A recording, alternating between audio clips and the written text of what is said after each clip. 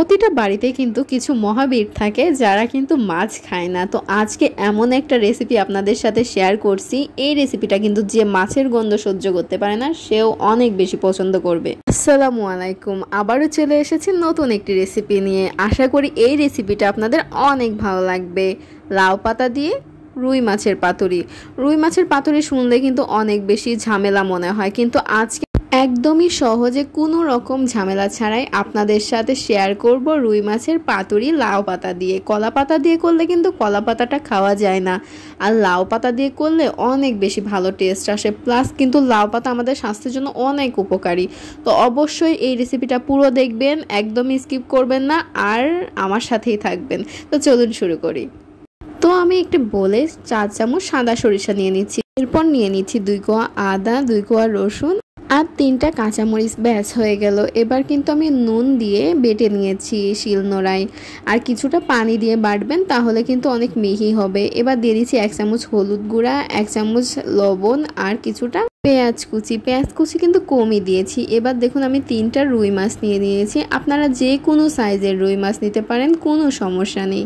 এবার আমি মাছের সাথে কিন্তু এই মশলাটা গায়ে লাগিয়ে দেবো। তার আগে একটু সরিষার তেল দিয়ে দেবো। সরিষার তেলটা অবশ্যই দেবেন, কারণ সরিষার তেল না দিলে কিন্তু সেই ঝাঁজটা পাবেন না। আর তেল কিন্তু অবশ্যই লাগবে। দেখুন খুব ভালোভাবে কিন্তু আমি গায়ে একদম লাগিয়ে দিচ্ছি, খুব ভালোভাবে, যাতে মশলাটা একদম মাছের ভিতরে চলে যায়। এটা কিন্তু কোনো রকম গন্ধ করবে না। আর মাছটা কিন্তু আমি আগের থেকে লবণ আর হলুদ দিয়ে ধুয়ে রেখেছিলাম। অবশ্যই এই কথাটা মাথায় রাখবেন, মাছটা আগের থেকে কিন্তু লবণ আর একটু হলুদ দিয়ে ধুয়ে রাখবেন। মাছ কিন্তু হলুদ দিয়ে ধুয়ে রাখলে এটা কিন্তু গন্ধ করে না, কোনো রকমই মাছের কোনো স্মেল পাবেন না আপনি বাজে। তো দেখুন আমি লাউ পাতার উপরে কিন্তু মাছ দিয়ে তার উপরে একটা কাঁচামরিচ, একটু ধনেপাতা আর সরিষার তেল দিয়ে এটা আটকিয়ে দেব। আমি সুতা দিয়ে বেঁধে দিচ্ছি। আপনারা চাইলে যে কোনো জিনিস দিয়ে বেঁধে দিতে পারেন, তবে সুতা দিলে আমার মনে হয় খুব ভালোভাবে আটকে থাকে। দেখুন কিভাবে বেঁধে নিতে হবে। আমি শিওর সবাই জানে, বাট যারা জানে না তারা এভাবে কিন্তু সুন্দর করে বেঁধে নেবেন। তাহলে আপনাদের যখন এটা ভাপে নেবেন, মানে তেলে যখন ভাজবেন আস্তে আস্তে, তখন কিন্তু খুলে যাবে না। আর খুলে গেলে কিন্তু পুরোটা মিক্স হয়ে যাবে, মানে সেই টেস্টটা থাকবে না। দেখুন আমি 3টা মাছই কিন্তু একইভাবে করে নিয়েছি, একদমই সেম উপায়ে করে নিয়েছি। এরপর আমি একটা প্যানে সরিষার তেল দিয়ে দিচ্ছি।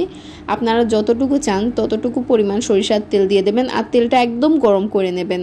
তেলটা একদম গরম করে তারপরেই এই মাছটা প্যানে দেবেন। দেখুন আমি কিন্তু একদম ফুটন্ত তেলে দিয়েছি, তারপর আমি আঁচটা কিন্তু একদমই কমিয়ে নিয়েছি। তো আপনারা ট্রাই করবেন একদমই গরম করে তারপর আঁচটা কমিয়ে দেবেন। আঁচটা মিডিয়ামের থেকে একটু কম থাকবে। এরপর আমি ঢাকনাটা ঢেকে দিয়েছিলাম। তারপর একটু হওয়ার পর আমি কিন্তু আবার উল্টিয়ে দিচ্ছি, তারপর আমি আবার ঢেকে দেব। এভাবে কিন্তু কিছু সময় করলে মাছটা একদম সিদ্ধ হয়ে যাবে আর প্রপারলি কুকড হয়ে যাবে। জোরে কিন্তু খুন্তিটা দিয়ে নাড়া দেবেন না, তাহলে কিন্তু মাছটা ভিতরে ভেঙে যাওয়ার সম্ভাবনা থাকে। প্লাস যে লাউ পাতাটা দিয়ে আমরা আটকে দিয়েছি ওই সুতাটাও খুলে যাওয়ার সম্ভাবনা থাকে। তো খুব আস্তে আস্তে ধীরে ধীরে করবেন, তাহলে আর কোনো সমস্যা হবে না। আর আপনারা অনেকেই জিজ্ঞাসা করতে পারেন যে আমাদের বাসায় তো কালো সরিষা আছে, তাহলে কি সাদা সরিষাই লাগবে? না, এরকম কোনো কথা নেই। আপনারা চাইলে সাদা সরিষা দিয়ে করতে পারেন, আবার চাইলে কালো সরিষা দিয়েও করতে পারেন, কোনো সমস্যাই নেই। আসলে সাদা সরিষাটা ইউজ করি কারণ এটা হজম হতে একটু কম টাইম লাগে, বাট কালো সরিষাটা কিন্তু পেটটা অনেক ভারী করে রাখে, প্লাস গ্যাস্ট্রিকের সমস্যা হয়। আর সাদা সরিষাটা কিন্তু ঝাঁজ একটু কম থাকে, তো ভালো লাগে খেতে আমার কাছে পার্সোনালি। আপনারা চাইলে কিন্তু কালো সরিষা ইউজ করতে পারেন, কোনো সমস্যা নেই। বাট আমার মনে হয় এই সাদা সরিষাটা দিয়ে ফ্লেভারটা বেশি ভালো আসে। তো চয়েস আপনার, আপনি অবশ্যই ট্রাই করতে পারেন কালো সরিষা দিয়েও, কোনো সমস্যা নেই। দেখুন আমার মাছটা কিন্তু অলমোস্ট হয়ে এসেছে, আর আমি কিন্তু এই মাছটা 10 মিনিট মতো ভেজেছিলাম।